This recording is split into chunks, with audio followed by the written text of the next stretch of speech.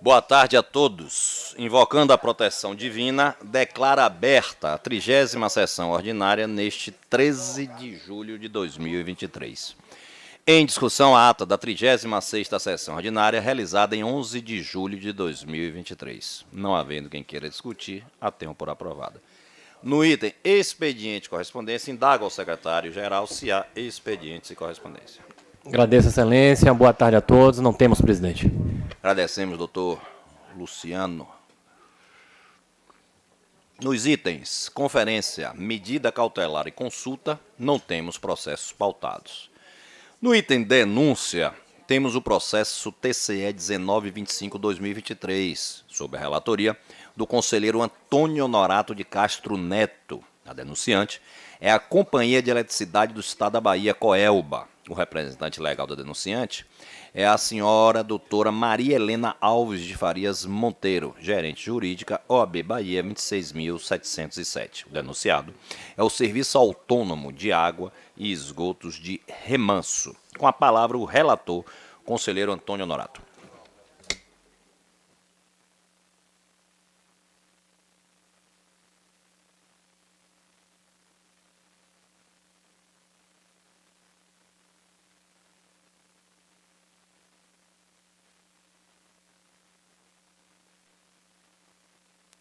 Presidente, eu só agora os processos são muitos. E eu realmente, às vezes, delego. Estou sendo surpreendido porque Remanso, pela minha aproximação muito grande com aquele município, desde quando fui político, e hoje, embora isso não há impedimento, no modo geral, mas há uma ligação ainda muito grande, porque eu tenho um filho político. Eu não me sinto muito à vontade, eu vou me dar por impedido, eu não vou. Portanto, peço desculpas. Só agora é o que eu vi. Não há que pedir desculpas, conselheiro. Altamente compreensível. Peço assim será feito. Volte à secretaria e faça um novo sorteio. Assim será feito. Próximo item, auditoria e inspeção. Temos o processo.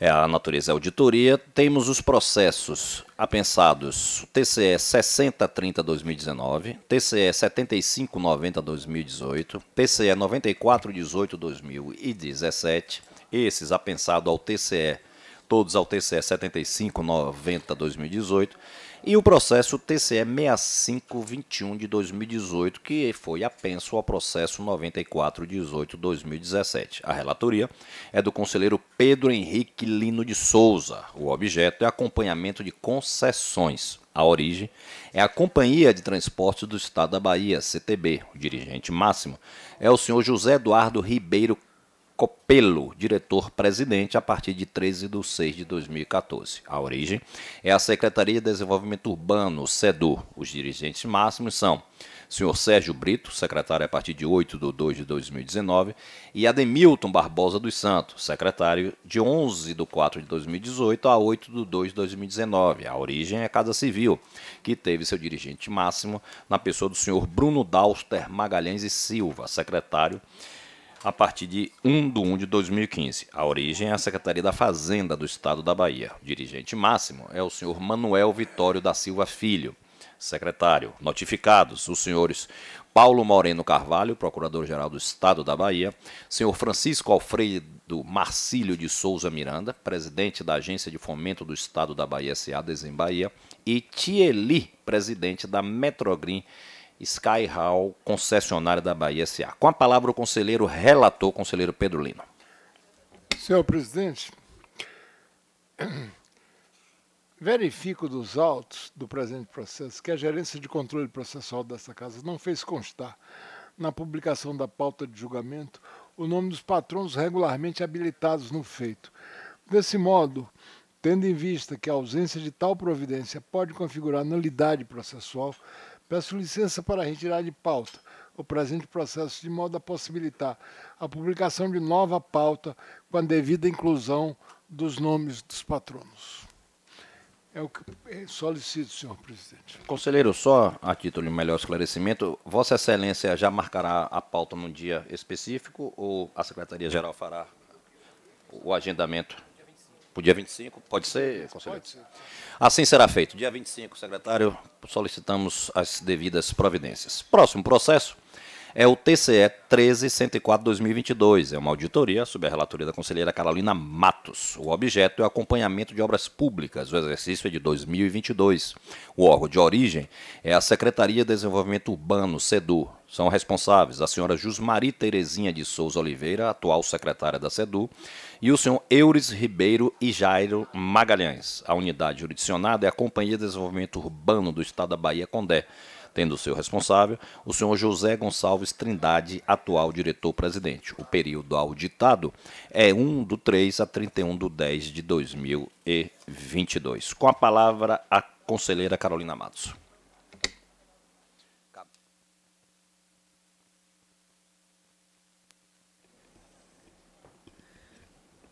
Obrigada, senhor presidente.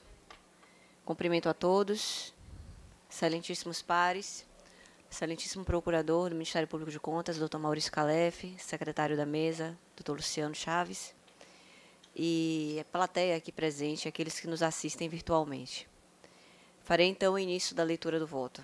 Trata-se de auditoria de acompanhamento de obras públicas realizada pela primeira Coordenadoria de Controle Externo durante o período compreendido em 1º de março a 31 de outubro de 2022, tendo como objetivo acompanhar obras públicas sob a responsabilidade da CONDER, de forma tempestiva, avaliando a economicidade e a razoabilidade e ainda a legalidade dos contratos pactuados, no período de 2021 a 2022. Conforme consta do relatório, a primeira CCE considerou que as irregularidades apuradas são passíveis de configurarem ato doloso ou de erro administrativo de natureza grosseira no manejo da coisa pública, mas que eventual sanção aos responsáveis por tais condutas será avaliada no exame da prestação de contas da CONDER relativas ao exercício de 2022.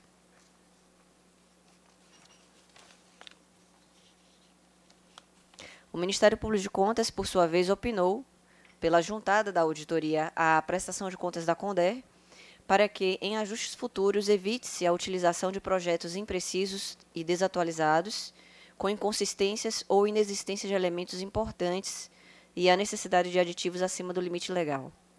A instrução processual revelou a ausência de planejamento básico na medida em que os projetos básicos dos contratos avaliados eram imprecisos e desatualizados, com inconsistências e inexistência de elementos importantes, conforme apontado pela equipe de auditoria desse egrégio tribunal. Trata-se de falha que considero grave, pois, além de violar o princípio da eficiência, o projeto básico deficiente prejudica a própria seleção da proposta mais vantajosa pela administração pública, pois nem ela sabe exatamente o que precisa para cumprir com o objeto contratual e nem o licitante. Sem falar daqueles que eventualmente deixam de participar da licitação pela ausência de informações claras e objetivas decorrentes de projetos imprecisos, o que também viola o princípio da isonomia e da economicidade.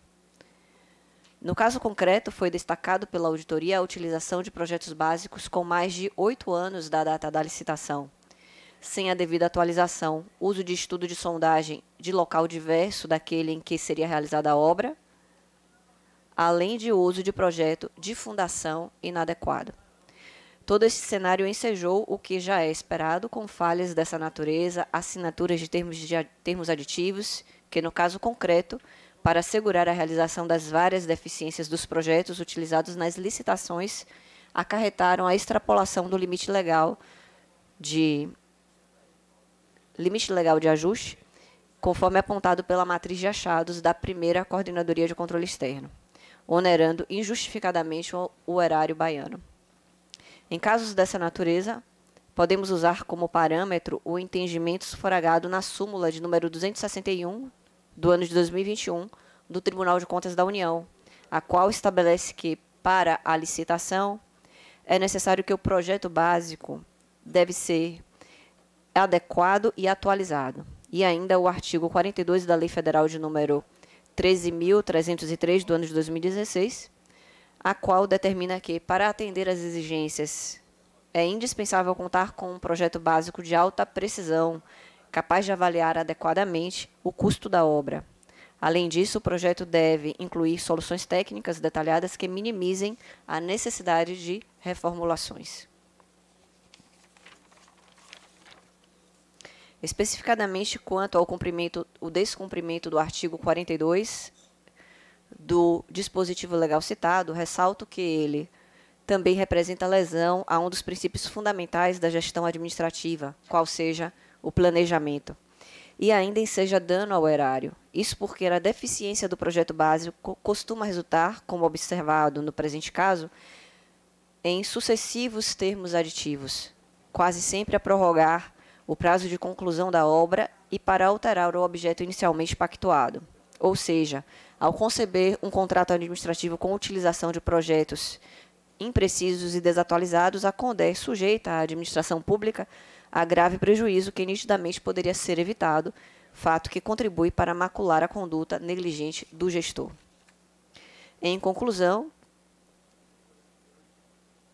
considerando as justificativas apresentadas pelo gestor, ficou evidente, a partir da auditoria empreendida pela primeira Coordenadoria de Controle Externo, a constatação de reiteradas deficiências nos projetos básicos, a celebração de termos aditivos superiores ao limite legal e ainda o descumprimento da nota técnica de número 2 do ano de 2017 na pactuação de termos aditivos, razão pela qual se faz imprescindível a expedição, no meu modo de ver, da determinação sugerida pelo Ministério Público de Contas, no sentido de que a CONDER, em futuros ajustes, observe que as regulamentações vigentes relacionadas ao planejamento dos contratos. Assim, senhoras e senhores, diante do exposto e acolhendo parcialmente o opinativo do Ministério Público de Contas e também parcialmente o opinativo da primeira Coordenadoria de Controle Externo e integralmente o parecer do Ministério Público de Contas, eu voto pela juntada da presente auditoria no processo de prestação de contas da Companhia de Desenvolvimento Urbano do Estado da Bahia, CONDER, referente ao exercício do ano de 2022, e ainda pela expedição de determinação, a fim de que, nos ajustes futuros, observe os regramentos existentes acerca do planejamento nos contratos, consoante previsto no artigo 6º, inciso 9º, artigo 7º e artigo 12 da Lei Nacional de Licitações. É esse o voto, senhor presidente. Agradecemos, conselheira Carolina Matos, e eu coloco em discussão. Com a palavra, o conselheiro João Bonfim. Senhor presidente, senhores conselheiros, nobre representante do Ministério Público de Contas, demais servidores e a todos que nos acompanham pela rede YouTube, eu, naturalmente, entendo as razões trazidas pela conselheira Carolina Costa, no aspecto da determinação para que a CONDER, na pessoa de seu dirigente máximo, nos ajustes futuros, observe os regramentos existentes acerca do planejamento dos contratos, evitando dessa forma a utilização de projetos imprecisos e desatualizados. Diferente até do argumento trazido sempre pelo conselheiro Antônio Norato, né, que não devemos determinar aquilo que a própria lei já determina, mas eu entendo que, em sede de auditoria, eu não costumo determinar, porque a determinação hoje nos proporciona a oportunidade de punir, né? E como as contas ainda, essa auditoria será juntada às contas, não é? Então eu vou entendendo que teremos a oportunidade de, no exame das contas, observar se as recomendações ou as determinações acaso acolhidas aqui possam ser acompanhadas e observadas se houve uma modificação de procedimento. Então, eu prefiro, né, ao invés de determinar, recomendar que a CONDER, na pessoa do seu dirigente máximo, nos ajustes futuros, observe os regramentos existentes acerca do planejamento dos contratos. Concluiu, conselheiro? Concluiu? Perfeitamente. Agradecemos. Continua em discussão. Não havendo quem queira mais discutir, colherei votos. Como se manifesta diante da pequena divergência? Como se manifesta o conselheiro Judásio Penedo? Senhor presidente, saudando Vossa Excelência, os demais conselheiros, apresentação da Procuradoria, todos aqueles que nos acompanham. Eu acompanho a relatora, senhor presidente. Como se manifesta o conselheiro Antônio Norato? Eu vou acompanhar o conselheiro Bonfim nas recomendações. E não tem... Uma coisa não tem nada a ver com o que eu vou falar, é o seguinte: determinar, recomendar, acompanhar ali é aquilo que eu já disse.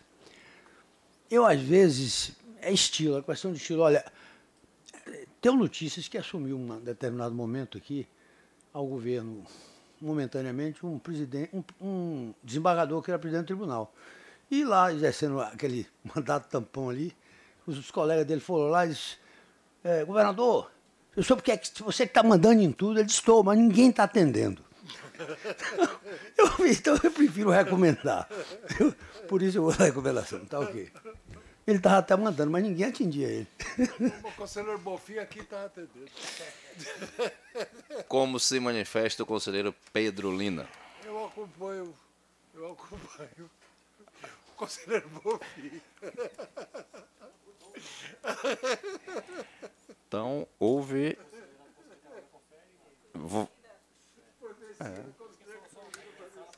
A proposta do mérito vencedora, conselheiro, de Vossa Excelência, eu indago se a senhora fará a conferência do feito.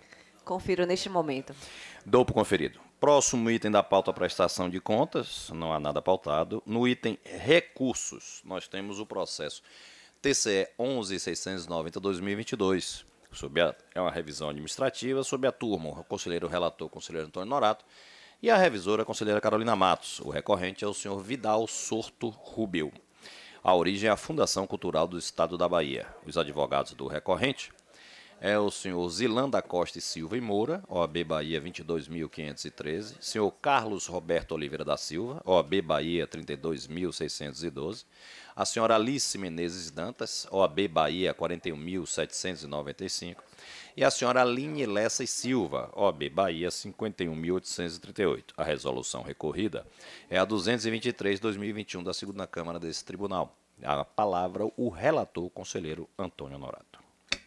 Presidente, o relatório foi publicado já, todos têm conhecimento. As manifestações dos órgãos, a manifestação da tese, ela vem na seguinte direção: não seja conhecido o expediente como nenhuma das formas recursais previstas na legislação deste órgão, contudo, que fosse convertido feito em revisão, muito obrigado, amigo, administrativa, que seja declarada a nulidade de decisão utilizada em face do cerceamento de defesa pelo fato de não ter sido dado ao peticionário a oportunidade de se manifestar acerca do relatório de auditoria que embasou a desaprovação das contas, como de todas as demais fases processuais em que se busca garantir os direitos cerceados. Não posso deixar de ler também a do Ministério Público, já que li a manifestação da tese. O Ministério Público vem que seja conhecido como recurso de julgado porque preenchidos os requisitos legais de admissibilidade ou subsidiariamente como revisão ex officio pela violação do artigo 5º da Constituição Federal no mérito pela procedência do pedido para declarar a nulidade da resolução número 223/2021 em razão da violação aos princípios da contraditório da ampla defesa, devendo ser reaberta a instrução do processo número TCE 007103/2020, a fim de que seja proferida nova decisão em consonância com o dispositivo constitucional citado. Lido aí os dois pareceres, eu vou para a conclusão do meu voto.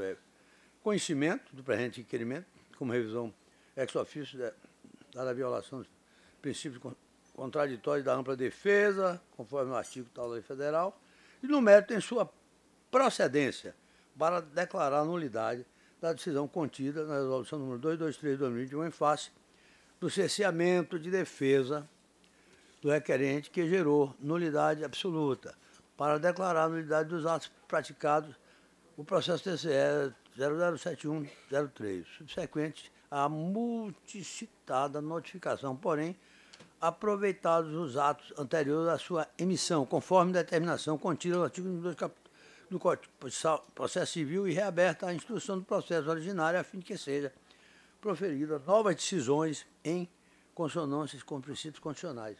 É o voto, senhor presidente, entendendo em parte, Vossa Excelência. Como se manifesta a revisora, conselheira Carolina Matos?